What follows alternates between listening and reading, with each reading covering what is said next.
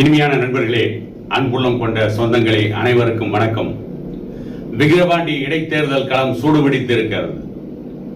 திமுக வேட்டி சேலைகளையும் ரூபாய் நோட்டுகளையும் களத்திலே இறக்கி களத்தை சந்தித்துக் கொண்டிருக்கிறது. இவை அனைத்திற்கும் மேலாக பாட்டாளி மக்கள் கட்சி அற்புதமாக களத்திலே மக்கள் நம்பிக்கையை பெற்று வருகிறது. பாட்டாளி மக்கள் கட்சியின் நிறுவனர் டாக்டர் ஐயா அவர்களும், அன்புமணி ராமதாஸ் அவர்களும், சௌமியா அன்புமணி அவர்களும் மக்களை சந்தித்து ஓட்டு வேட்டையாடி வருகிறார்கள். இந்த சூழ்நிலையில் நாம் தமிழர் கட்சி அவருடைய வேட்பாளர் அபிநயா என்பவர் திருவாய் மலர்ந்திருக்கிறார்.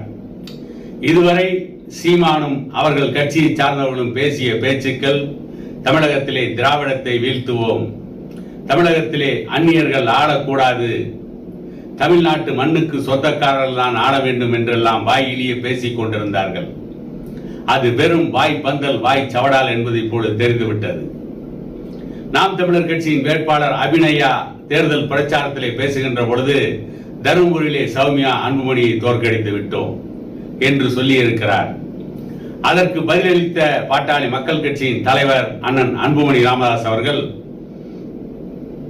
இதுவரை திராவிடத்தை வீழ்த்தப் போகிறோம், திமுகவை வீழ்த்தப் போகிறோம், அண்ணா திமுகவை ஒழிக்கப் போகிறோம் என்று சொன்னவர்கள் சௌமியா அன்புமணியை தோற்கடித்து விட்டோம் என்று மாறுதட்டி கொண்டிருக்கிறார்கள் என்று சொன்னால் இவருடைய நோக்கம் என்ன?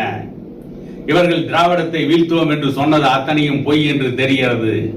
அவருடைய மாயை விலகிவிட்டது என்று தெல்ல தெளிவாக பேசியிருக்கிறார். அந்த கட்சியினுடைய சாட்டை துரைமுருகன் என்பவர் டாக்டர் ஐயாவின் மீது குற்றச்சாட்டை வைத்திருக்கிறார். கார் உள்ளளவும் கடல் நீர் உள்ளளவும் திராவிட கட்சிகளுடன் கூட்டணி இல்லை என்று டாக்டர் ஐயா பேசியதாக சொல்லி இருக்கிறார். டாக்டர் ஐயா எந்த இடத்திலே அப்படி பேசினார் என்ற அந்த முழு பேச்சை இதுவரை ஒரு கபோதிகள் கூட வெளியிட்டதில்லை. இதை ஒரு குற்றச்சாட்டாக டாக்டர் ஐயாவின் மீது வைக்கின்ற எவனும் அவர் பேசிய அந்த பேச்சின் முழு பேச்சை வெளியிடவில்லை. அவர் பேசியது என்ன?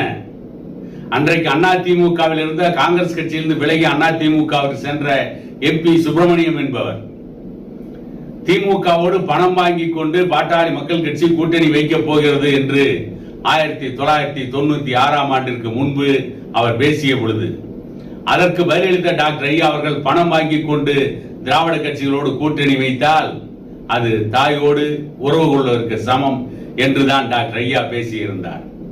அவற்றை திரித்து கூறுவதே ஊடகங்களுக்கு வேடிக்கை. அதை இப்பொழுது இந்த நாம் தமிழர் கட்சியின் சாட்டை துரைமுருகனும் செய்கிறான். சாட்டை துரைமுருகன் எப்படிப்பட்டவர் என்பதும் அவர் எப்படிப்பட்ட மோசடி பேர்வழி என்பதும் அனைவருக்கும் நன்றாகவே தெரியும். வாயிலேயே பேசுகின்ற சாட்டை துரைமுருகன் முதலில் அரசியல் நேர்மையோடு இருக்கிறாரா? அவரே நிதி மோசடியில் ஈடுபட்டதாக செய்தி வந்து கொண்டிருக்கிறது. இவர்கள்லாம் பாட்டாளி மக்கள் கட்சியை குறை சொல்கிறார்கள். உண்மையிலேயே இவர்கள் திமுகவை எதிர்த்து களமாடுவதாக இருந்திருந்தால் விக்கிரவாண்டி இடைத்தேர்தலில் இவர்கள் போட்டியிடாமல் விலகி இருக்க வேண்டும். சரி, போட்டியிடுவதும் போட்டியிடாததும் அவர்கள் கட்சி எடுக்கின்ற முடிவு. ஆனால் பாமகவை எதிர்த்து பேச வேண்டிய அவசியம் என்ன? ஆட்சியிலே இருப்பது திமுக, திமுகவை கேள்வி கேட்டிருக்க வேண்டும். அதை விடுத்துவிட்டு ஏன் விக்கிரவாண்டியில் வந்து பாட்டாளி மக்கள் கட்சிக்கு எதிராக பேசிக் கொண்டிருக்கிறார்கள் என்று சொன்னால் இவர்கள் திமுகவின் பி டீம் ஆகிவிட்டார்கள். நாம் தமிழர் கட்சி திமுகவை வெற்றி பெற வைப்பதையே குறிக்கோளாக கொண்டுதான் விக்கிரவாண்டி தொகுதியிலே போட்டியிடுகிறது. அண்ணா திமுக போட்டியிலிருந்து விலகியதை சாதகமாக பயன்படுத்திக் கொள்ள நாம் தமிழர் கட்சி முயற்சிக்கிறது. ஆகவேதான் விக்கிரவாண்டியில் பலமாக இருக்கின்ற பாட்டாளி மக்கள் கட்சிக்கு எதிராக இவர்கள் பேசிக் கொண்டிருக்கிறார்கள். வன்னியர்களுக்கான 10.5% இடஒதுக்கீட்டுக்காக நாம் தமிழர் கட்சி போராடியது உண்டா? சீமான் பொதுக்கூட்டங்களிலே மட்டும் வாய்கிலேயே பேசிவிட்டால் போதுமா? பேசி மட்டுமே மக்களுக்கான பிரச்சனைகளை தீர்க்க முடியுமா? பாட்டாளி மக்கள் கட்சி தொடர்ந்து பேசிக் கொண்டுதான் இருக்கிறது, போராடி கொண்டிருக்கிறது. அப்பொழுதும் கிடைக்காத வன்னியர்களுக்கான இடஒதுக்கீடு சீமான் பேசினால் மட்டும் கிடைத்து விடுமா?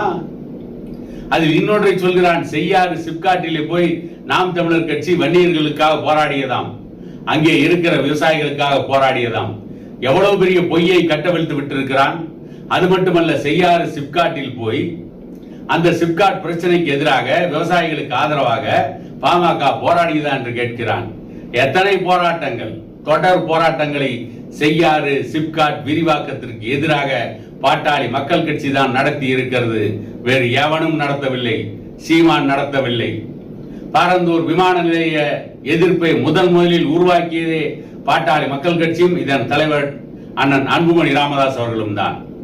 பரந்தூர் விமான நிலையத்திற்கு எதிராக போராட்ட களத்தில் நின்றது பாட்டாளி மக்கள் கட்சி. நெய்வேலி நிலக்கரி நிறுவனத்திற்கு எதிராக போராட்ட களத்தில் நின்றது பாட்டாளி மக்கள் கட்சி. ஆனால் எங்கோ ஒரு தூரத்தில் இருந்து கொண்டு சீமான் வாய்கிலிய பேசிவிட்டு நழுவி சென்று விட்டார். வீதியிலே இறங்கி போராடவில்லை. இதுவரை சீமானுடைய நாம் தமிழர் கட்சி எத்தனை வன்னியர் பிரச்சனைகளுக்காக வீதியிலே இறங்கி போராடி இருக்கிறது?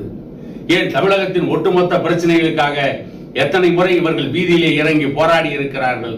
பட்டியல் கொடுக்க முடியுமா? சாட்டை துரைமுருகன் போன்றவர்கள் சௌமியா அன்புமணியை தருமபுரியிலே தோற்கடித்து விட்டோம் என்று சொன்ன திமுக நாம் தமிழர் கட்சியின் வேட்பாளர் அபிநயா சொல்ல முடியுமா? எத்தனை முறை போராடினீர்கள்? எத்தனை முறை சிறைக்கு சென்றீர்கள்? சிறையிலேயே குடியாக இருந்திருக்கிறார்கள் பாட்டாளி மக்கள் கட்சியின் பல தொண்டர்கள் மக்கள் பிரச்சனைகளுக்காக போராடி. இப்படிப்பட்ட பாட்டாளி மக்கள் கட்சியை பார்த்து குறை சொல்வதற்கு நாம் தமிழர் கட்சிக்கு என்ன தகுதி இருக்கிறது? என்ன யோகியதை இருக்கிறது? ஆனால் இந்த விக்கிரவாண்டி தேர்தல் நாம் தமிழர் கட்சி திமுகவின் பி டீம் என்பதை மீண்டும் ஒரு முறை நிரூபித்திருக்கிறது என கூறிக்கொண்டு இன்னொரு காணொலியில் உங்களை சந்திக்கும் வரை உங்களிடமிருந்து விடைபெறுவது உங்கள் எடப்பாடி துரைசாமி.